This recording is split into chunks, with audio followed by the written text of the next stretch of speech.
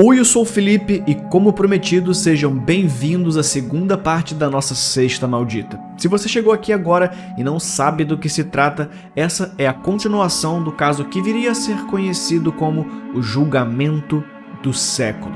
Na parte anterior, eu contei tudo sobre o desaparecimento do bebê Lindbergh Jr., então essa parte não vai fazer sentido se você não tiver assistido a outra.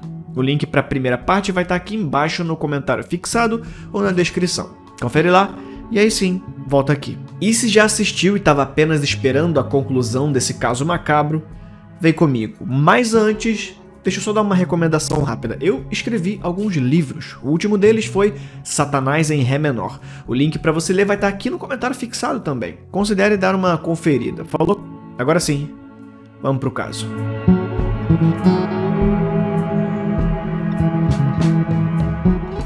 Como vocês viram no vídeo anterior, o corpo do pequeno Lindbergh Jr. foi encontrado mutilado em um arbusto relativamente perto de onde ele tinha desaparecido. A criança foi encontrada sem vida. Agora, só faltava encontrar o responsável por uma atrocidade como essa. Durante as semanas seguintes, o FBI, como vocês bem lembram, estava agindo apenas como uma força auxiliar. No entanto, em 13 de maio de 1932, o presidente Roosevelt ordenou que todas as agências governamentais de investigação se colocassem à disposição do estado de Nova Jersey, e que o FBI deveria servir como epicentro de coordenação de todas as investigações conduzidas. O FBI investigou vários registros de barcos e não obtiveram nenhum resultado sobre o suposto barco onde o bebê deveria ter sido encontrado. Essa pista parecia não levar a lugar nenhum. Em 23 de maio de 1932, o FBI informou aos bancos na Grande Nova York que eles agora eram os chefes da investigação, e foi pedido que todas as agências ficassem em alerta. Solicitaram que informassem imediatamente caso o dinheiro do pagamento de resgate fosse interceptado. Qualquer movimentação suspeita deveria ser informada imediatamente. Em 26 de maio de 1932, a polícia do estado de Nova Jersey anunciou uma recompensa de $25 mil em troca de informações que resultassem na prisão e condenação do sequestrador. Ou sequestradores, claro. Em cumprimento a um pedido feito pelo coronel Schwarzkopf, cópias desse aviso de recompensa foram encaminhadas pelo FBI a todos os oficiais e agências policiais em todos os Estados Unidos. A polícia começava a desconfiar que alguém próximo à família deveria estar envolvido. Tudo parecia ter sido feito com muita confiança. A pessoa tinha muitas informações privilegiadas. Entra em cena uma personagem importante, Violet Sharp, uma empregada que trabalhava na casa de Dwight Morrow, a mãe de Anne Morrow e avó de Lindbergh Jr.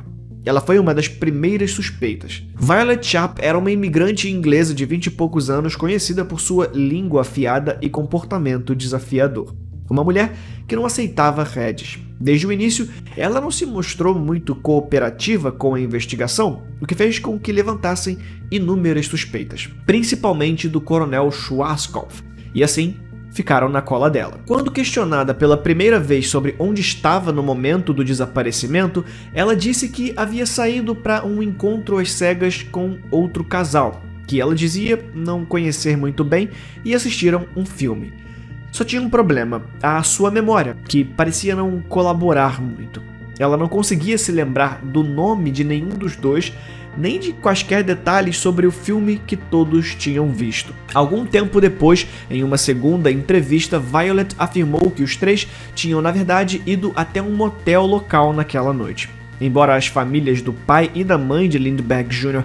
afirmarem ter total confiança em suas equipes de empregados, o coronel Schwarzkopf se recusava a tirar qualquer um da lista de suspeitos.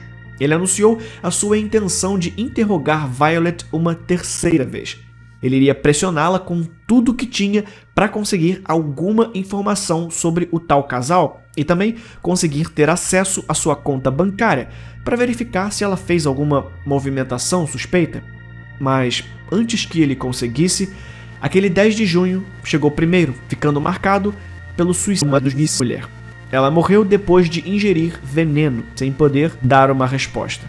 Existem inúmeras teorias de que Violet Sharp estava diretamente envolvida no sequestro e que a culpa, ou até mesmo medo da consequência, a levou a tirar a própria vida. Posteriormente, a investigação conseguiu refazer cuidadosamente todos os seus movimentos naquele fatídico dia. Foi confirmado que, no dia 1º de março de 1932, era impossível que ela tivesse participado. E não havia nada que a ligasse no resto da investigação. Sua reticência em colaborar talvez tenha sido motivada pela vergonha da aventura sexual que tinha vivido. 1933 foi um ano importante porque seria o último ano em que os Estados Unidos usariam os certificados de ouro. Eles seriam tirados de circulação para dar lugar oficialmente ao uso exclusivo das notas de dólar e certificados especiais. Ou seja, parte do dinheiro pago no resgate teria que ser usado caso o sequestrador não quisesse jogar o dinheiro no lixo. Essa era uma parte de extrema importância na investigação e por isso o FBI começou a colocar o dedo na Receita Federal. Em setembro, o presidente declarou em uma reunião com o diretor do Bureau de Investigação, Edgar J. Hoover, que, se vocês lembram bem, ainda não tinha o F de federal, que todos os trabalhos sobre o caso seriam centralizados no Departamento de Justiça. Ele solicitou ao diretor Hoover que transmitisse suas opiniões sobre o caso ao procurador-geral Cummings, com a sugestão de que o procurador-geral fizesse um pedido ao comissário da Receita Federal, para que conseguissem um relatório detalhado de todo o trabalho realizado pela Unidade de Inteligência da Receita Federal. Assim, naquele mesmo ano, o FBI finalmente ganhou o seu F, e sequestro passou a ser um crime federal. E é por isso que nos thrillers policiais americanos, o policial é sempre tratado como bosta até alguém dizer espere até chegar os federais, man. Algumas das notas pagas no resgate começaram a aparecer em vários locais aleatórios pelo país. Algumas em Nova Jersey mesmo, mas outras em Chicago e até Minneapolis. Era como se o dinheiro estivesse se espalhando pelos Estados Unidos e a polícia não sabia explicar. As identidades das pessoas que usaram essas notas nunca foi descoberta. Em 2 de maio de 1933, alguns dias antes do prazo para troca dos certificados, um banco de Nova York descobriu 296 certificados de ouro de $10 e um certificado de ouro de $20. Todos foram confirmados como os mesmos pagos no resgate. O depósito foi feito de uma vez só por uma pessoa que deu seu nome como J.J. Faulkner e um endereço. Ninguém com esse nome foi encontrado no lugar e a investigação não conseguiu ligar ninguém no endereço ao sequestro. Mais uma pista que levava a lugar nenhum. Já tinha se passado quase um ano desde a descoberta do corpo, e em 17 de janeiro de 1934, um documento foi emitido pela Polícia de Nova York para todos os bancos e suas filiais, solicitando um alerta extremo para todos os certificados de resgate. Já em fevereiro, todos os escritórios do FBI receberam cópias com todos os números de série de cada nota usada no resgate. Essas listas de números de série e o registro de cada certificado de ouro foram distribuídos em lojas, mercearias, companhias de seguro, postos de gasolina, aeroportos, lojas de departamento, correios, empresas de telégrafo e basicamente qualquer empresa que lidasse com dinheiro vivo. E no final, isso surtiu algum resultado. Foi assim que eles chegaram no culpado. Mas calma que só fica mais complexo depois disso.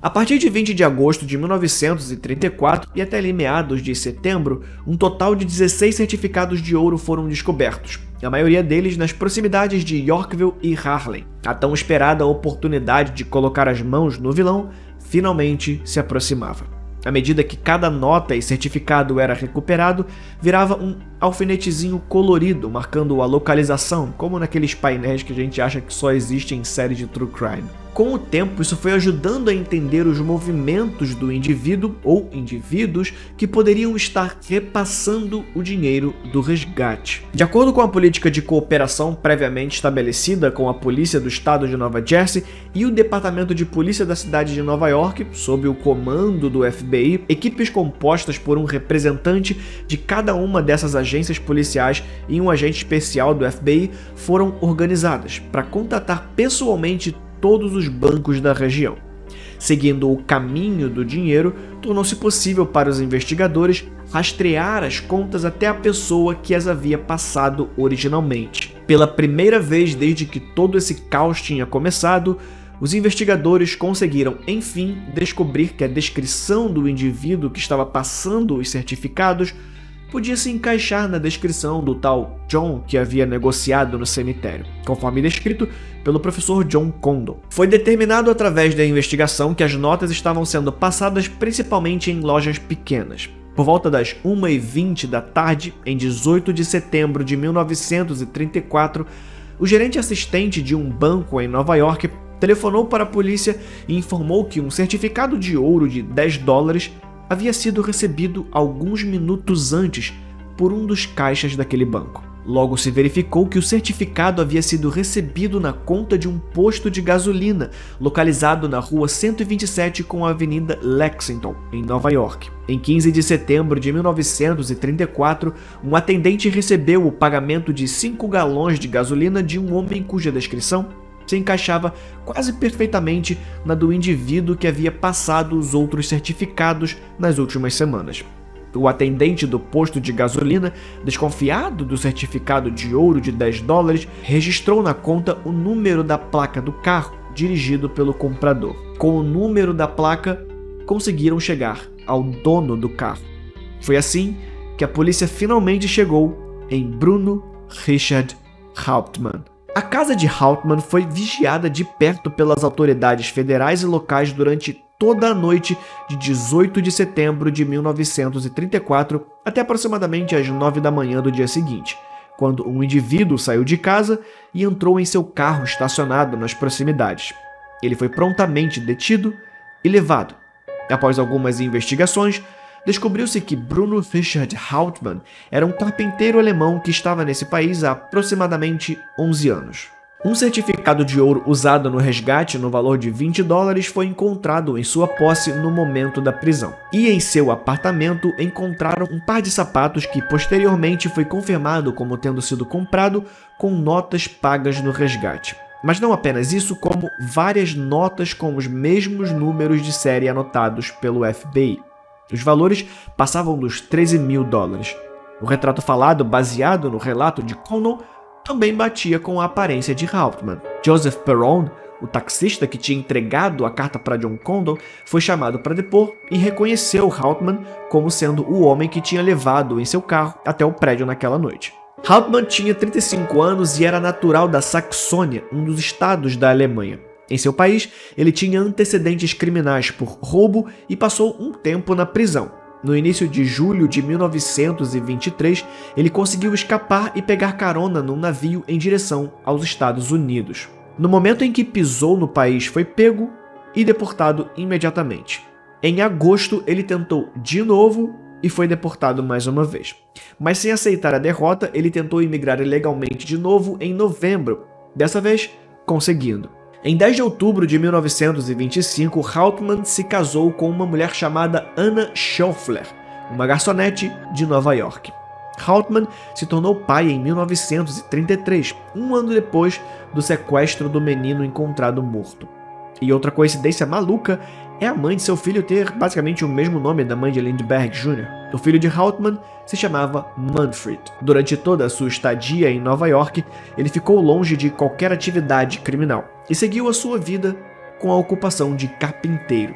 Entretanto, pouco tempo depois do sequestro de Hauptmann, ele abandona a profissão e começa a negociar ações. Em pouco tempo, Hauptmann foi oficialmente acusado de ter assassinado o bebê Lindbergh Jr.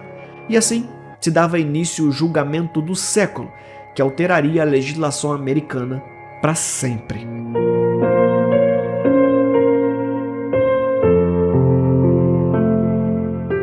julgamento foi realizado no Tribunal do Condado de Hunterdon, em Flemington, Nova Jersey, e logo foi apelidado de Julgamento do Século, como é referido até hoje. Repórteres invadiram a cidade e todos os quartos de hotel foram rapidamente reservados. O juiz Thomas Whittaker Trenchard presidiu o julgamento. Em troca dos direitos de publicar a história de Hauptmann em seu jornal, Edward J. Riley foi contratado pelo New York Daily Mirror para servir como advogado de Hauptmann. David T. Willans, procurador-geral de Nova Jersey, era o promotor de acusação. As evidências contra Hauptmann não eram poucas, e assim ele foi açoitado com uma avalanche de fatos que desenhavam a palavra assassino em sua testa. Primeiro, tinha o dinheiro do resgate encontrado em sua garagem. E depois, especialistas em caligrafia examinaram as cartas de resgate e a opinião parecia ser unânime. Era a de que todas elas tinham sido escritas pela mesma pessoa e que as suposições a respeito do autor ser um alemão eram plausíveis. Dessa forma, a nacionalidade, o nível de educação, a mentalidade e o caráter do sequestrador foram mais claramente definidos e permanentemente preservados para uso futuro. Tudo isso ajudando a ligar o homem à escrita. Com base no trabalho de Arthur Koller, no Laboratório de Produtos Florestais, o Estado apresentou fotografias demonstrando que parte da madeira da escada correspondia a uma tábua do piso do sótão de Hauptmann. Lembra que eu falei que a análise da escada seria importante? O tipo de madeira, a direção do crescimento da árvore, o padrão de fresagem, a superfície interna e externa da madeira e o granulado em ambos os lados eram idênticos. Além da madeira ter 4 furos de prego estranhamente colocados alinhados com furos de prego em vigas do sótão de Hauptmann. O endereço e o número de telefone de John Condon estavam escritos a lápis na porta de um armário na casa de Hauptmann. Quando questionado sobre o porquê disso, ele respondeu: eu devo ter lido no jornal sobre a história. Eu estava um pouco interessado e mantenho um pequeno registro disso. E talvez eu, estivesse apenas mexendo no armário e lendo o jornal.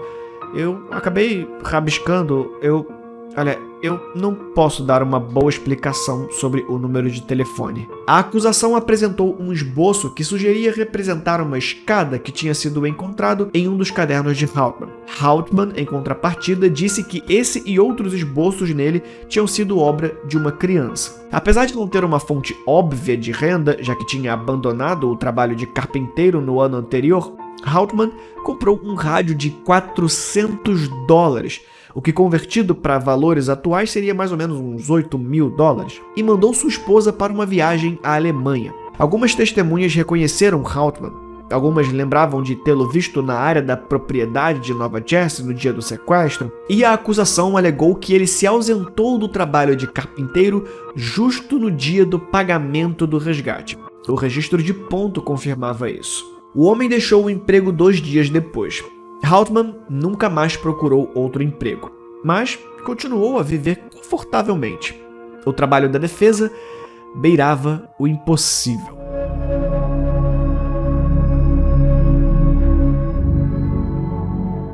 Em seu depoimento, Hauptmann negou ser culpado, insistindo que a caixa de certificados de ouro havia sido deixada em sua garagem por um amigo chamado Isidor Fisch, que havia retornado à Alemanha em dezembro de 1933 e lá falecido em março de 1934.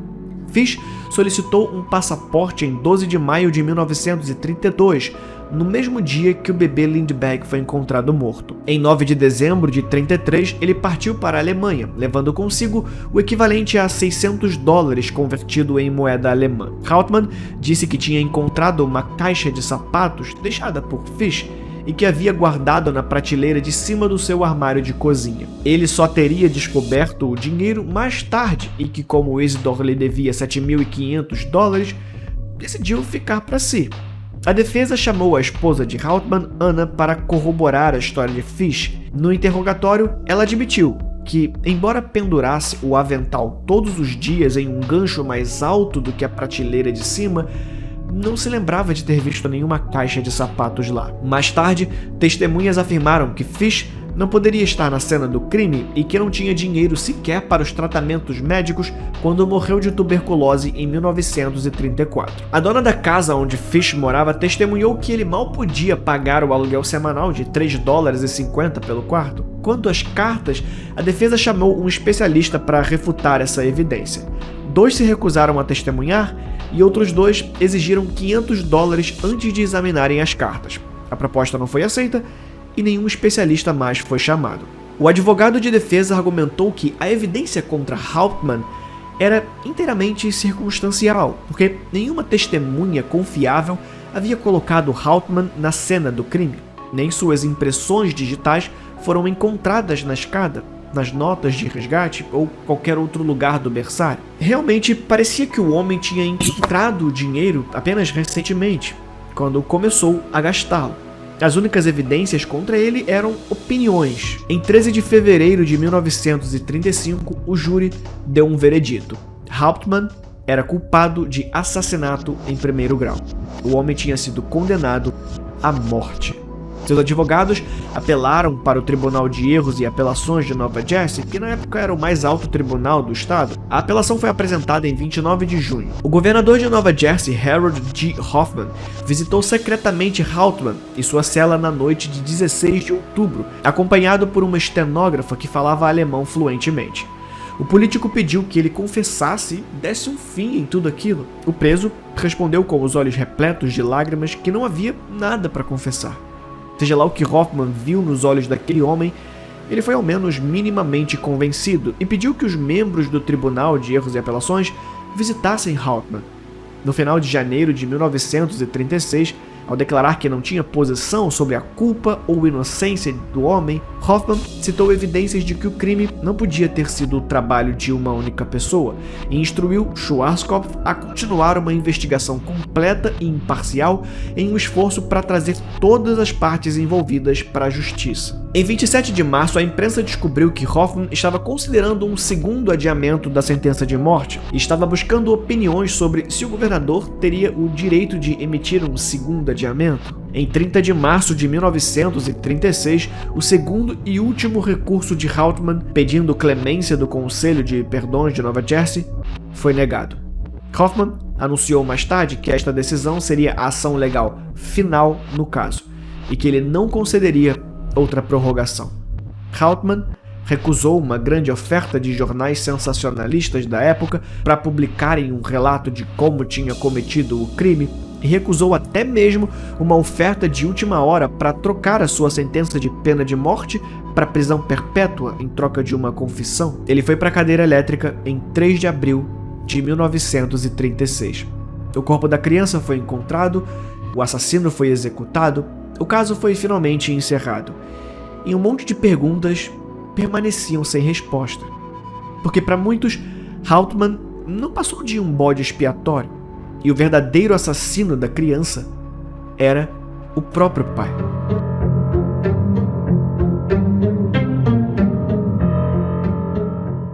Charles Lindbergh, o pai da criança, era um homem influente que acabou interferindo na investigação, e as suas interferências mais atrapalharam do que ajudaram. Apesar de sua fama, ele não era exatamente um herói nacional. Apesar de ser vendido como um. Nos anos que antecederam a entrada dos Estados Unidos na Segunda Guerra Mundial, Lindbergh defendia uma postura não intervencionista, mas aparentemente era um pouco mais que isso. As suas declarações sobre judeus e raça levaram alguns a suspeitar que ele era um simpatizante nazista, embora Lindbergh nunca tenha declarado publicamente apoio a Hitler. De qualquer forma, ele era um cara muito benquisto na Alemanha nazista e seus discursos eram distribuídos como panfleto lá. Ele era um eugenista e um supremacista branco. Ele era um nazista declarado? Não.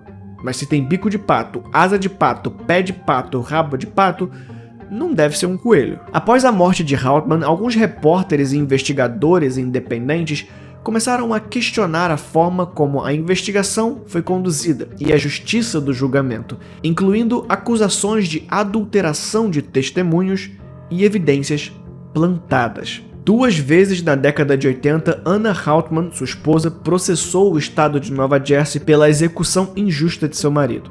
As ações foram arquivadas devido à imunidade do Ministério Público e porque o prazo de prescrição havia expirado. Ela continuou lutando para limpar o nome dele até a sua morte aos 95 anos em 1994. E toda a situação é meio esquisita mesmo. A começar pelo óbvio. Hauptmann foi espancado algumas vezes enquanto estava sob a custódia da polícia. Uma evidência do julgamento era algo rabiscado em uma porta de seu armário, o número de telefone e o endereço de John Condon.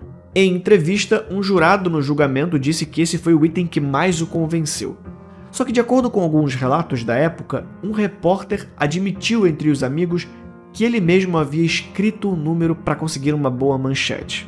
Há depoimentos de que algumas das testemunhas foram intimidadas, e algumas afirmam que a polícia plantou ou adulterou provas, como a escada, por exemplo. Supostamente, ela não estava lá no dia do sequestro. Havia relatos também de que a polícia adulterou os cartões de ponto de Hauptmann e ignorou colegas de trabalho que afirmaram que Hauptmann estava trabalhando no dia do sequestro. Essas e outras descobertas levaram o próprio Edgar Hoover, o primeiro diretor do FBI, a questionar a maneira como a investigação e o julgamento foram conduzidos. Ele sabia que tinha alguma coisa errada com como aquilo tudo tinha acontecido. Erastus Mead Hudson era um dos especialistas em impressões digitais que conhecia o então raro processo de nitrato de prata usado para coletar as impressões digitais de madeira, e foi chamado para avaliar a escada. Foi ele quem descobriu que as impressões digitais de Hauptmann não estavam na madeira, mesmo em lugares que o homem que fez a escada deveria ter tocado.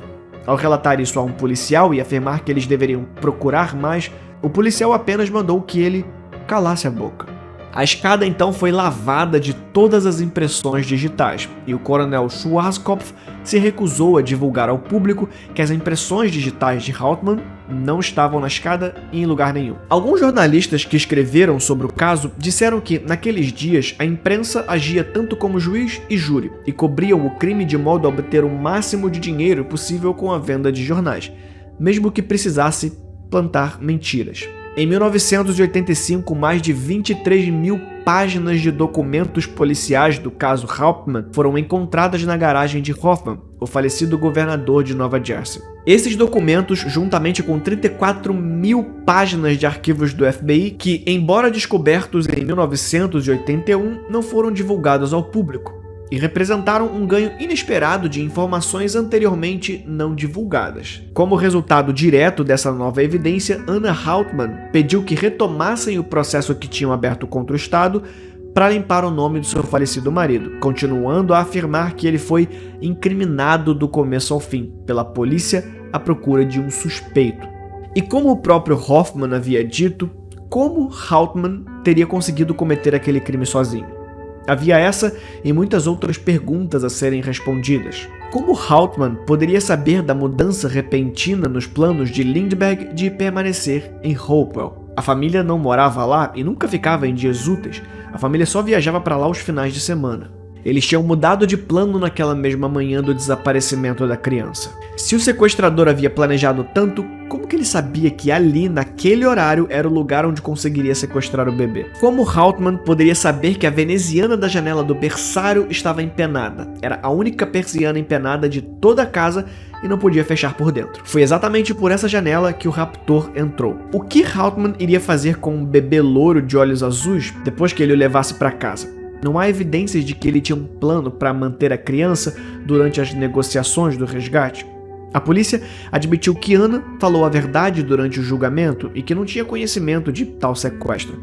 Então, o que seu marido faria com um bebê de 20 meses? Qual era o plano exatamente? Simplesmente sequestrar, matar e depois torcer para não ser emboscado pela polícia? Um arquivo do FBI encontrado por Anthony Scaduto, que escreveu um livro famoso sobre o caso, afirmava que Charles Lindbergh disse aos policiais que viu um homem escuro e moreno andando de um jeito arrastado nas redondezas do cemitério quando aconteceu a negociação com Condon.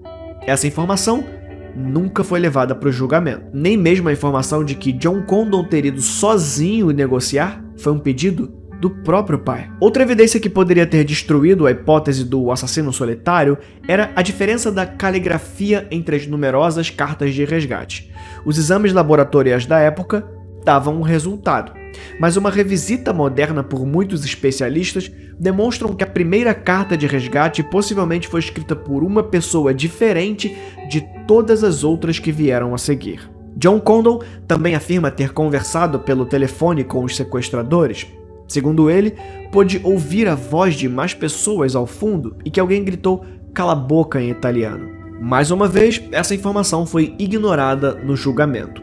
Mas existe uma teoria que se destaca acima das outras, a de que o verdadeiro culpado tenha sido o próprio Charles Lindbergh. É perfeitamente possível que nenhum sequestro tenha ocorrido, mas sim uma brincadeira sádica, típica da mentalidade infantil e cruel de Lindbergh.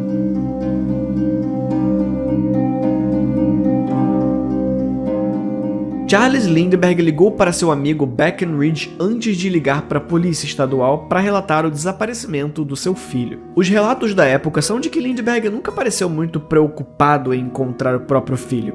Ele queria que o caso fosse rapidamente encerrado, mas não demonstrava preocupação.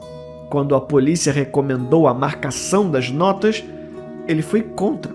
Queria apenas pagar o resgate e encerrar o caso. Lindbergh era conhecido por fazer brincadeirinhas de natureza muito cruel e sádica. Quando ainda servia à Força Aérea, tinha o costume de colocar animais, répteis e aranhas na cama de companheiros de alojamento para assustá-los. Certa vez encheu o cantil de um amigo com querosene e morreu de rir enquanto ele bebia o líquido. Bud Gurney, o amigo vítima da pegadinha, sofreu graves queimaduras internas e teve que ser hospitalizado por muitos meses. Lindbergh achou isso extremamente engraçado e se gabou disso ao longo da sua vida. Mas a parte mais bizarra disso é que 2 semanas antes do suposto sequestro, Lindbergh escondeu o seu bebê em um armário para pregar uma peça em sua esposa. Ele disse a todos que a criança havia sido sequestrada e deixou que todos procurassem desesperados pela criança por quase meia hora. Existem muitos outros relatos documentados de amigos próximos ou conhecidos descrevendo o relacionamento abusivo de Lindbergh contra sua esposa. E esse comportamento se repetiu com os próximos 5 filhos que ele teria com mães diferentes fora do casamento. Todos na Alemanha. Há relatos de que certa vez, para torturar psicologicamente a esposa, ele teria segurado a criança para fora do carro, pela janela, apenas para vê-la desesperada, o que levanta uma hipótese bem maluca. E se durante uma dessas brincadeiras cruéis, o bebê caiu? E para manter as aparências, ele usou a sua influência para convencer a esposa e qualquer outra pessoa que soubesse a verdade de manter a sua história, até mesmo envenenando uma empregada. Talvez Schwarzkopf, que parecia não seguir as regras comuns de uma investigação, tenha sido o primeiro a ser chamado para que ajudasse a montar uma história convincente. E por isso, eles decidiram ir para lá de última hora, porque o sequestro naquela casa poderia ser mais bem explicado. Não é como se Charles Lindbergh não tivesse um histórico de mentiras. Enquanto sua esposa estava grávida de 7 meses em 1930, ele o levou para voar por 2 semanas em um avião aberto em alta altitude. Ao retornar, ela foi hospitalizada por 4 dias, mas quando questionado, Lindbergh mentiu sobre isso para a imprensa. Depois que nasceu, o bebê Charlie foi imediatamente colocado em uma dieta especial. A criança tinha a cabeça maior do que o normal e apresentava outros sintomas indicativos de raquitismo. Rumores de que algo estava seriamente errado com o bebê mais famoso do mundo nunca diminuíram. No dia anterior ao desaparecimento do menino, ele estava confirmado como orador num jantar de ex-alunos da Universidade de Nova York. E devido à sua natureza egóica, todos acreditam que ele jamais perderia uma oportunidade de ser adorado e aplaudido. No entanto, nessa noite em questão, ele decidiu não ir sem sequer avisar. Em vez disso, ele dirigiu por 2 horas de volta para Highfields, onde chegou por volta das 8h25 da noite. Lindbergh havia telefonado com instruções estritas de que ninguém deveria entrar no berçário entre 8 e 10 da noite. Tanto Anne quanto a babá, Betty Gall, entraram e saíram de seus respectivos banheiros ao lado do berçário durante esse período, mas nenhuma das mulheres ouviu nada. Quando confrontado com o berço vazio, Lindbergh gritou: "Eles roubaram nosso bebê!" Como assim, eles? E como assim, roubaram? Foi assim que se iniciou a trama do sequestro. E é bem esquisito mesmo, né? Porque o sequestrador era tão bom que ele conseguiu usar uma escada mal feita e quebrada para subir, entrar pela janela, que era a única que poderia ser aberta e ele sabia, pegar o bebê de 15 quilos e sair sem deixar marcas evidentes de lama em um dia chuvoso. Tudo isso com todos os adultos acordados na casa. Existe também a teoria de que o bebê teria sido morto por causa dos pensamentos eugenistas do pai. O menino teria alguma deficiência por causa do voo, que eu citei antes, e começou a demonstrar os sintomas. O pai, não aceitando um filho deficiente carregar seu sobrenome, se encarregou de dar fim à criança. Ou quem sabe, ele tenha repetido a piada de esconder a criança, e assim usou a escada para sair pela janela. A escada quebrou, a criança bateu a cabeça, e ele deixou de ir até a universidade para esconder o corpo e criar a situação do sequestro. Existem inúmeras teorias sobre o que realmente aconteceu na noite de 1 de março de 1932. A versão oficial termina com um homem morto e muitas dúvidas. Se você aceitar a versão oficial como verdade, então aí tá ela. Mas se você ainda tá recheado de dúvidas, parabéns, bem-vindo ao clube, porque eu também tô. E assim encerramos por aqui o mistério do desaparecimento de Lindbergh Jr. Se você curtiu o vídeo, comenta aqui embaixo e se inscreve no canal. Assista também a nossa playlist do Sexta Maldita. É esse quadro aqui. Toda semana tem um caso bizarro pra gente investigar. A gente se vê no próximo vídeo. Fui.